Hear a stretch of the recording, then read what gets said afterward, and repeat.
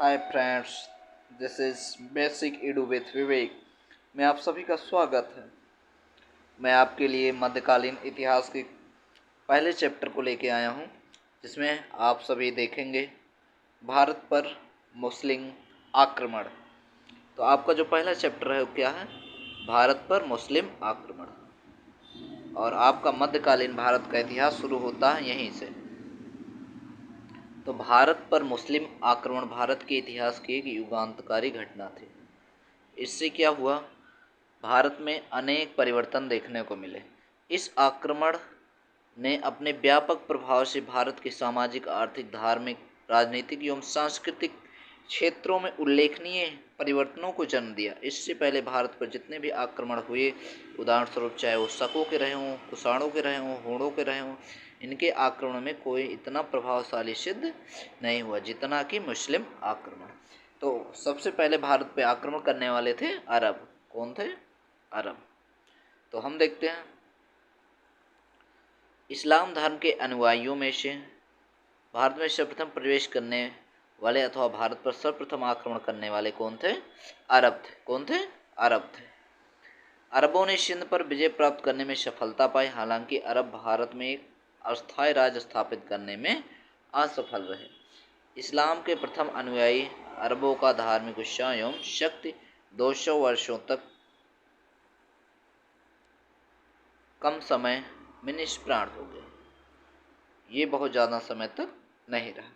अरबों के आक्रमण के समय का भारत, मतलब अरबों के समय भारत कैसा था? तो अरबों के आक्रमण के समय भारत में कोई केंद्रीय सत्ता नहीं थी। कोई केंद्रीय सत्ता नहीं थी। भारत अपने आप में अनेक स्वतंत्र क्षेत्रों में विभक्त था, जिसका शासन प्रायः राजतंत्रात्मक प्रणाली द्वारा संचालित होता। किस प्रणाली द्वारा था? राजतंत्रात्मक प्रणाली द्वारा। ये सभी राज्य अपनी महत्वाकांक्षाओं के वशीभूत आपस में सतत संघर्षरत भी थे। ये राजा क्या करते थे? आपस में हमेशा लड़ाई झगड़े में व्यस्त रहते थे। अपने उद्भव के समय से निरंतर विस्तार के पथ पर अग्रसर रहा बौद्ध धर्म इस समय पराभव के दौर से गुजर रहा। भारत के दक्षिणी क्षेत्रों में जैन धर्म काफी सशक्त था। किस क्षेत्र में? दक्षिण में कौन सा धर्म था? जैन धर्म था। इसी प्रकार कुछ क्षेत्रों में शैव व वैष्णव धर्म के अनुयायी भी थे। भारत में इस समय जाति प्रथा काफी दृढ़ हो चुकी थी। इसी प्रकार छुआछूत का भी समाज में बोलबाला था। इसके अतिरिक्त समाज में अनेक ऐसी प्रथाएं थी, जैसे सती प्रथा, पुरुषों को बहुविवाह की अनुमति इत्यादि, जिन्हें अतर्क संगत व समाज में पुरुषों के वर्चस्व का पक्षधर कहा जा सकता है। अरबों के आक्रमण के कारण क्या है? अरबों के आक्रमण के कारण। तो क्या कारण हो सकते थे अरबों के आक्रमण के? भारत पर अरबों का आक्रमण कोई आकस्मिक घटना नहीं थी। क्या थी? कोई आकस्मिक घटना नहीं थी, बल्कि इसकी पृष्ठभूमि काफी पहले से तैयार हो चुकी थी। भारत व अरब के व्यापारिक संबंध इस्लाम के उदय के पूर्व ही स्थापित हो चुके थे। भारत के पश्चिमी समुद्री तटीय क्षेत्रों में अस्थायी रूप से निवास कर रहे अरब के अनेक व्यापारियों को स्थानीय शासकों द्वारा तमाम व्यापारिक सुविधाएं प्रदान की गई थी। 6वीं शताब्दी में इस्लाम धर्म के उदय व इसके तीव्र प्रसार ने अरबों के दृष्टिकोण में परिवर्तन ला दिया। क्या किया? परिवर्तन ला दिया। उनके भारत से धन प्राप्त करने की लालसा भी अरबों में थी। उस समय भारत का वैभव विख्यात था। भारत के मंदिरों में अकूत संपदा एकत्रित थी, जिसे लूटने के आर्थिक उद्देश्य के साथ धार्मिक उद्देश्य को भी पूर्ति होती थी। इसलिए अरबों ने एक सोची समझी रणनीति के तहत भारत पर आक्रमण किया। तो अरबों ने जब भारत पे आक्रमण किया, उनकी जो मंशा थी, उनकी मंशा क्या क्या थी? तो उनकी मंशा, पहली मंशा थी भारत के साथ व्यापार। क्या? भारत से व्यापार। क्या करना? व्यापार करना। दूसरी मंशा इनकी थी धन लूटना। क्या थी? धन लूटना।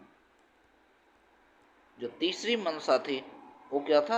अपने इस्लाम धर्म का प्रचार। धर्म का प्रचार।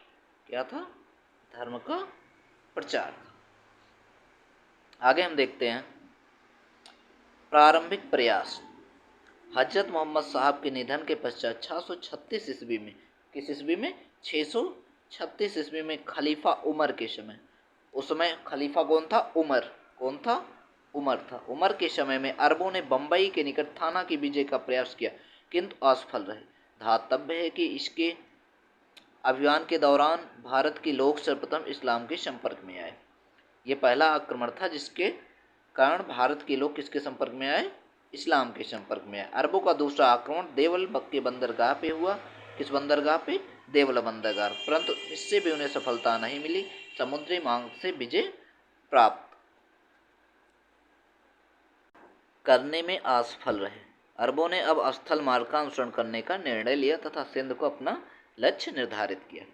जब अरब कई बार भारत पर आक्रमण किए और असफल हो गए, वो किस मार्ग से भारत पर आक्रमण किया करते थे? वो स्थल मार्ग से नहीं करते थे, वो किस जल मार्ग से करते। किससे? जल मार्ग से करते थे। तब उन्होंने क्या किया? उन्होंने सोचा अब किस मार्ग से किया जाए? स्थल मार्ग से किया जाए। इसलिए उन्होंने किसको निशाना बनाया? सिंध प्रांत को निशाना बनाया। अरबों की सिंध पर विजय। अब देखते हैं अरबों की सिंध विजय के संबंध में विस्तृत विवरण काजी इस्माइल द्वारा अरबी में रचित पुस्तक चचनामा। कौन सी पुस्तक है? चचनामा। चचनामा पुस्तक के जो लेखक हैं वो कौन है? काजी इस्माइल। कालांतर में अबू बकर कोकी ने इसका फारसी में क्या किया? अनुवाद किया।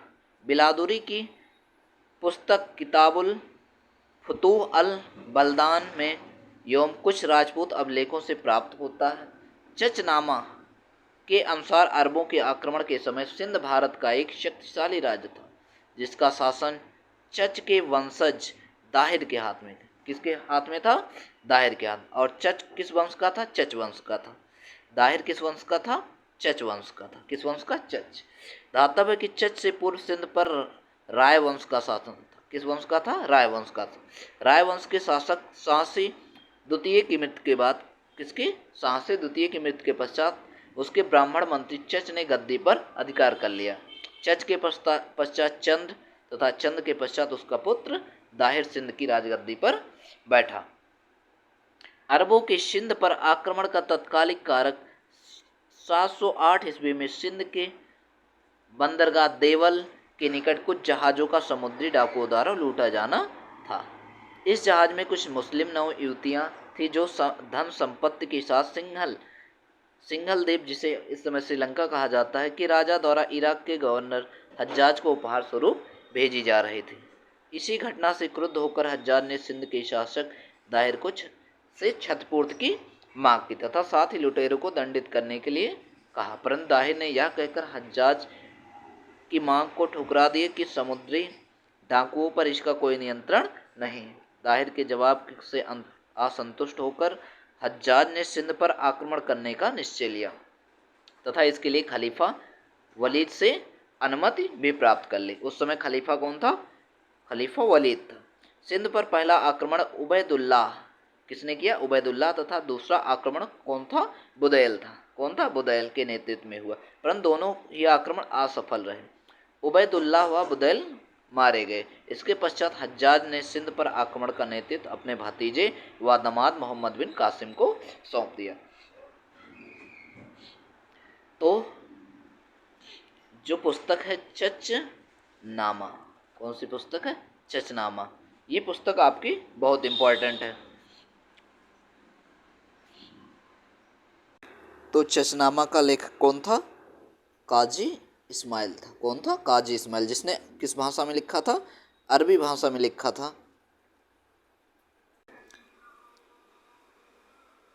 काजी इस्माइल किसकी पुस्तक है? चचनामा काजी इस्माइल की। किसकी? इस्माइल की। किस भाषा में लिखी गई? अरबी भाषा में। किस भाषा में? अरबी भाषा में लिखी गई। लेकिन इसका बाद में फारसी में अनुवाद किया अबू बकर कोफी ने। किसने? अबू बकर कोफी ने। तो आपकी पुस्तक का नाम चचनामा है। इसका लेखक कौन है? काजी इस्माइल, जिसने किस भाषा में लिखा था? अरबी भाषा में लिखा था। और बाद में इसका अनुवाद किया अबू बकर कोफी ने। किस भाषा में? फारसी में। किस भाषा में? फारसी में। किस भाषा में? फारसी में। ठीक है, हम आगे देखते हैं।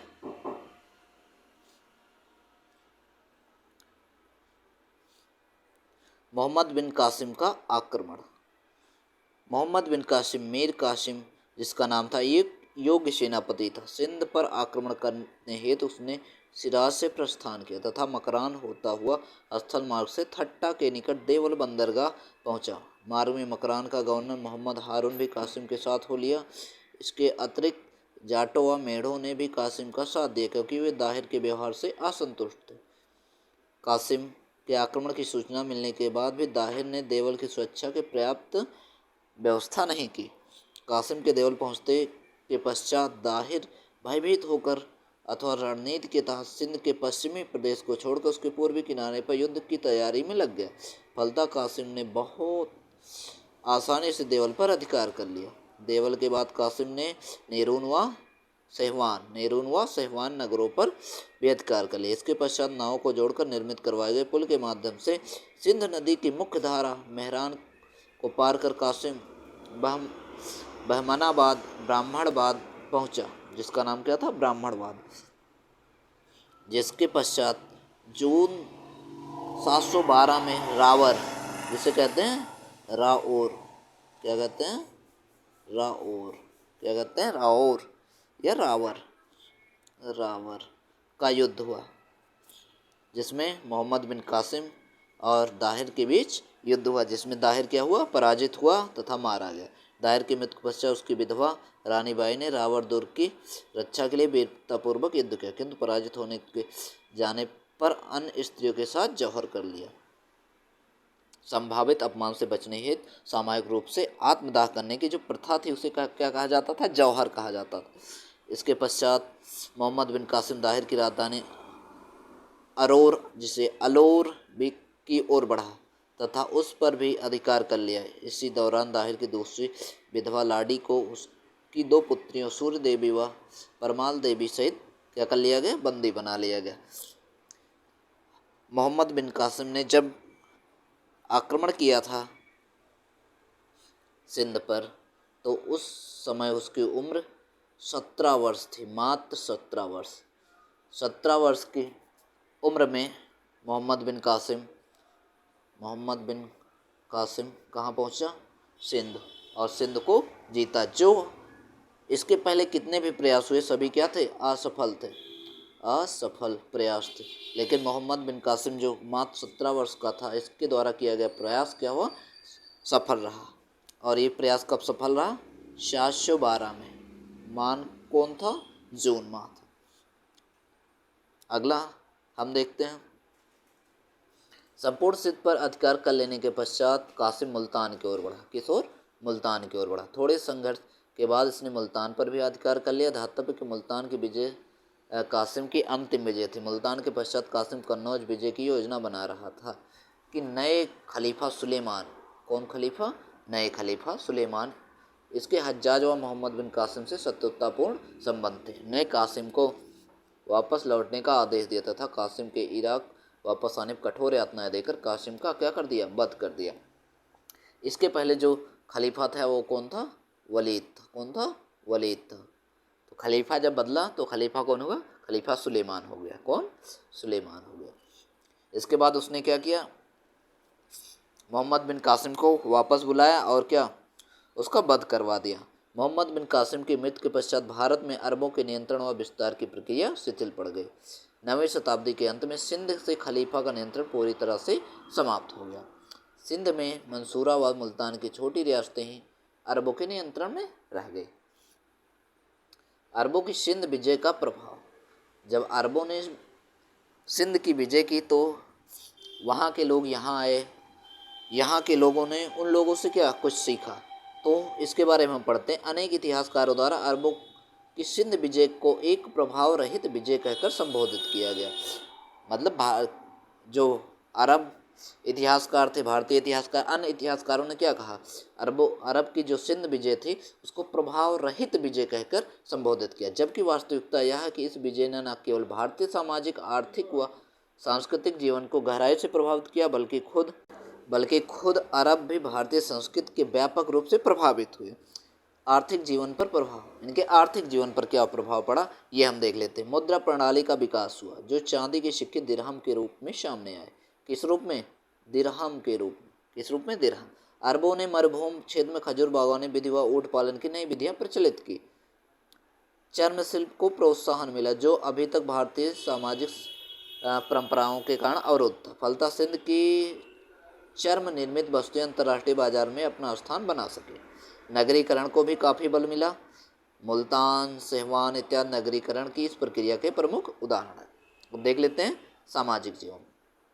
इस्लाम धर्म का प्रचार इस क्षेत्र में हुआ। भारतीय सामाजिक जीवन में ऊंच नीच, जाति प्रधान, वर्ग भेद व रूढ़वादिता पर इस्लामी सामाजिक समानता के सिद्धांत पर गहरा प्रभाव पड़ा, जिससे अनेक लोगों ने क्या किया? इस्लाम धर्म को स्वीकार कर लिया। मुस्लिम कारीगरों विद्वानों का भारतीय क्षेत्र पर में प्रवासन हुआ, जिसका प्रभाव भविष्य में भारतीय कला व साहित्य पर स्पष्ट रूप से दृष्टिगोचर हो। हम कुछ महत्वपूर्ण तथ्य देख लेते हैं। इस्लाम धर्म के संस्थापक कौन थे? मोहम्मद साहब थे। कौन थे? मोहम्मद साहब, जिनका जन्म कब हुआ था? 570 ईस्वी में सऊदी अरब में स्थित मक्का में हुआ। कहाँ हुआ था? मक्का में हुआ था। इस्लाम धर्म का आधार क्या है? एक ईश्वरवाद है, मतलब ईश्वर एक ही है। 622 ईस्वी में मोहम्मद साहब की मक्का से मदीना की यात्रा में मुस्लिम संवत हिजरी का प्रारंभ हुआ। जब मोहम्मद साहब मक्का से मदीना गए तो उस समय कौन सा संवत स्टार्ट हुआ? मुस्लिम संवत। जैसे हम लोगों का हिंदू धर्म का संवत होता है शक संवत, वैसे उनका भी कौन सा संवत है? मुस्लिम संवत। इस्लाम धर्म के पवित्र ग्रंथ कुरान की रचना मदीना में की गई। जो कुरान की रचना कहाँ की गई? मदीना में। कहाँ पे? मदीना में। मोहम्मद साहब प्रथम मुस्लिम शासक थे। इन्होंने खुदा को केंद्र में रखकर मदीना में अपने राज्य की स्थापना की। किसको केंद्र में रखा था? खुदा को।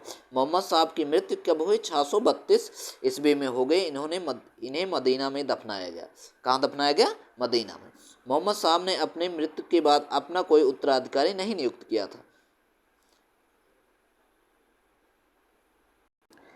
इब्न इसाक ने सर्वप्रथम मोहम्मद साहब का जीवन चरित्र लिखा। किसने? इब्न इसाक। किसने? इब्न इसाक।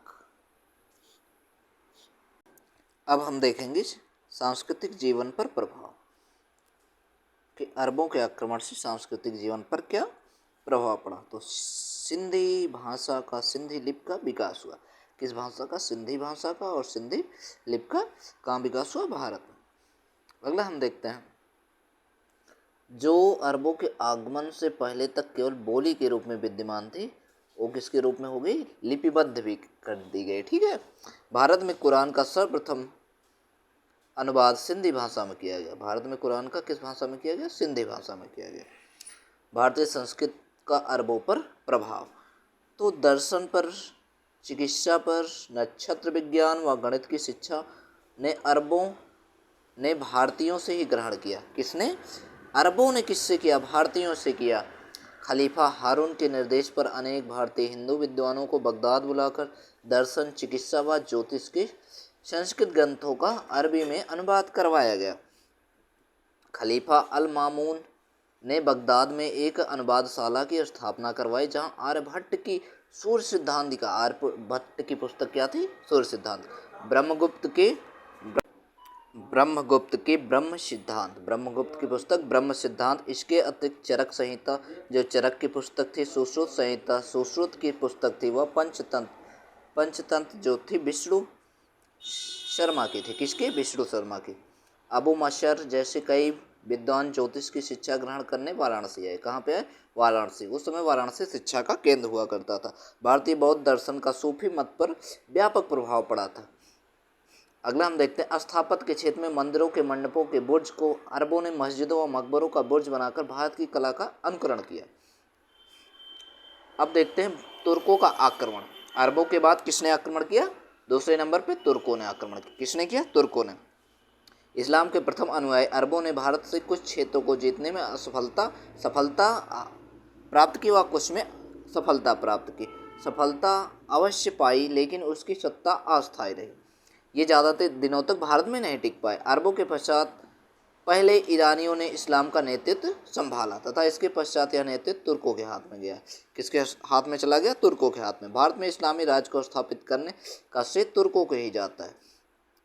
अरबों ने क्या किया? यहाँ पे कुछ समय तक राज किया, लेकिन ये धीरे धीरे इनकी जो शासन व्यवस्था थी कमज़ोर पड़ी और यहाँ से इनका शासन खत्म हो गया। और बाद में किसने भारत पर आक्रमण करना स्टार्ट किया? तुर्कों ने। अपने नस्ल की श्रेष्ठता के विचार इस्लाम के प्रचार के उत्साह हुआ। तलवार की शक्ति को लेकर तुर्कों में सम्मान व राज प्राप्त करने का प्रयत्न किया तथा उसमें सफलता भी पाई।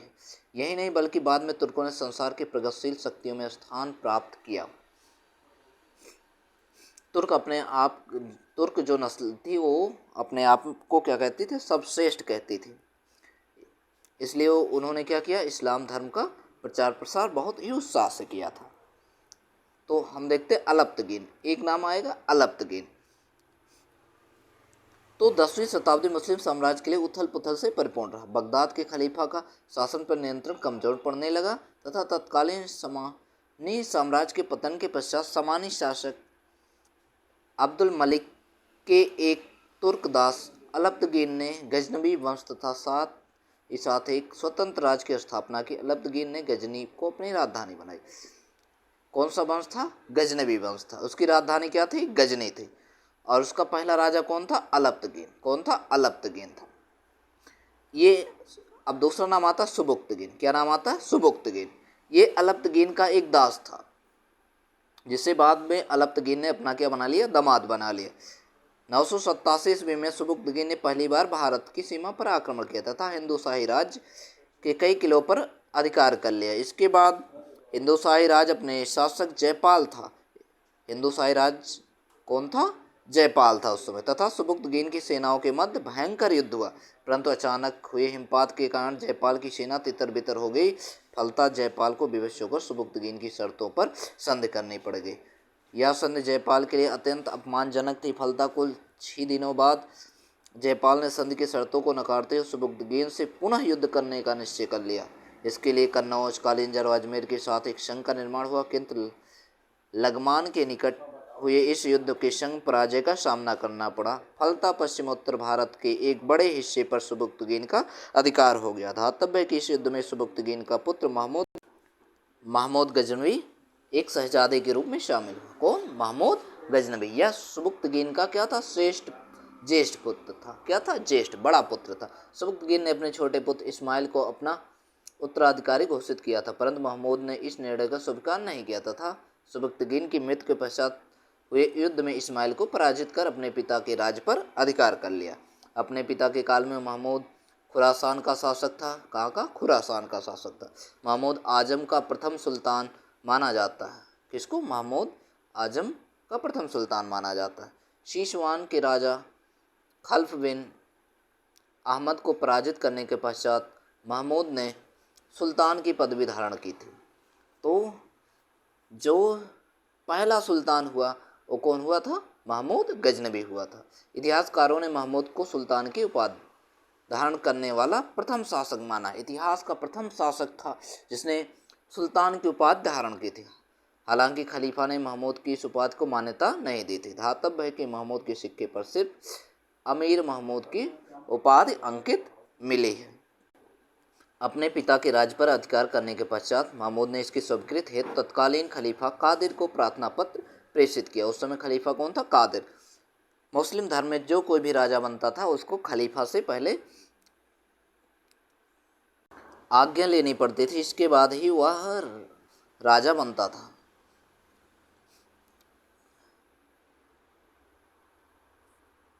इसके बाद खलीफा ने क्या किया? नियुक्त पत्र देकर महमूद को राजसत्ता का अधिकारी बनाया और उसे यमीन उद दौला, क्या? अमीन उद दौला अर्थात साम्राज्य का दाहिना हाथ तथा अमीन उल मिल्लत मुसलमानों का संरक्षक की उपाधि से विभूषित किया। इस अवसर पर महमूद ने एक यह आदेश जारी किया कि खलीफा का नाम उसके समस्त खुतबों में शामिल किया जाए। ऐसा माना जाता है कि इसी अवसर पर महमूद ने भारत पर प्रत्येक वर्ष आक्रमण करने की शपथ ली थी।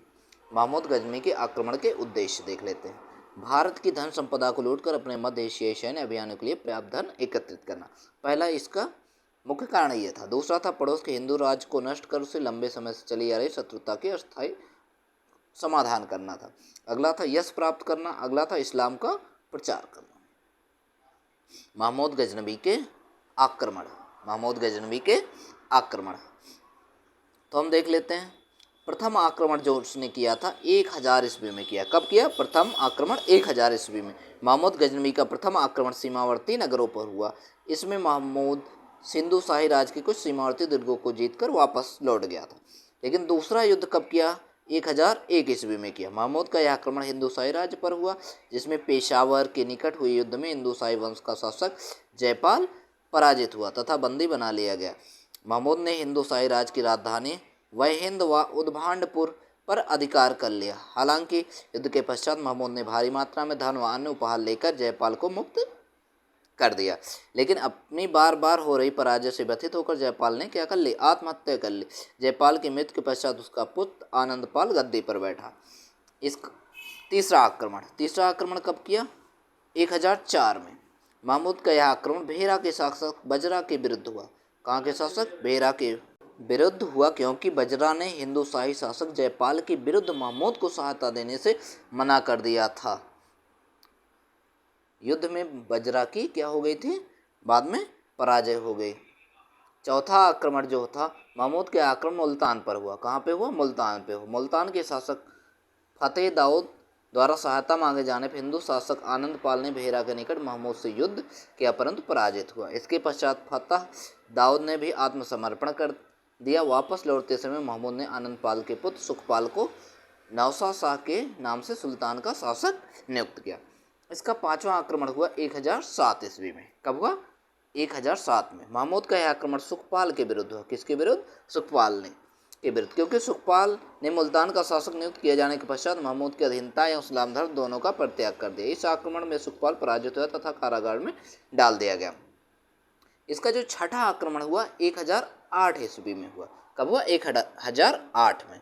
महमूद ने आक्रमण आनंदपाल के विरुद्ध किया। किसके विरुद्ध किया? आनंदपाल के विरुद्ध किया। आनंदपाल ने महमूद का मुकाबला करने के लिए उज्जैन के परमार, कालिंजर के कलचुरी, दिल्ली व अजमेर के चौहान व कन्नौज के राठौर राजाओं का एक संघ बना लिया। सिंधु नदी के तट पर पेशावर के निकट हुए इस युद्ध में इस संघ का पलड़ा शुरू से भारी रहा, किंतु इसी बीच महमूद की सेना द्वारा प्रयुक्त आग्नेय अस्त्रों से संघ की सेना के हाथी विचलित हो गए। परिणाम स्वरूप महमूद की सेना विजयी हुई और आनंदपाल को आत्मसमर्पण करना पड़ गया। सातवां आक्रमण जो इसका हुआ 1009 ईस्वी में हुआ। महमूद के इस आक्रमण का उद्देश्य शुद्ध रूप से धन प्राप्त करना था। महमूद ने आक्रमण कांगड़ा के पहाड़ी प्रदेश नागरकोट पर किया। महमूद नागरकोट के किले में हिंदुओं द्वारा संचित अपार धन संपदा को बिना किसी विरोध के लूट कर वापस चला गया। नागरकोट के विरुद्ध महमूद के इस आक्रमण को मूर्तिवाद के विरुद्ध उसकी पहली महत्वपूर्ण विजय बताया जाता है। आठवां आक्रमण कब किया? 1010 ईस्वी में। महमूद का यह आक्रमण मुल्तान पर हुआ। इसमें एक छोटे से युद्ध के पश्चात विद्रोही शासक फतेह दाऊद को कारागार में डाल दिया गया। इसके साथ ही महमूद ने मुल्तान का विलय अपने राज्य में कर लिया। इसका जो नौवां आक्रमण हुआ 1012 ईस्वी में हुआ। महमूद का आक्रमण थानेश्वर पर हुआ, जिसमें महमूद ने चक्र स्वामिनी मंदिर को बुरी तरह लूटा तथा साथ ही मंदिर में स्थित चक्र स्वामिनी की कांस्य निर्मित आदमकद की प्रतिमा को गजनी भेजकर रंगभूमि में रखवा दिया। अगला आक्रमण जो हुआ इसका 10वां आक्रमण 1012 ईस्वी में हुआ। महमूद ने आक्रमण आनंदपाल के पुत्र त्रिलोचन पाल के विरुद्ध किया। एक लंबे संघर्ष के दौरान कई युद्धों के पश्चात अंततः त्रिलोचन पाल मारा गया तथा इसके साथ ही हिंदूशाही वंश का अंत हो गया।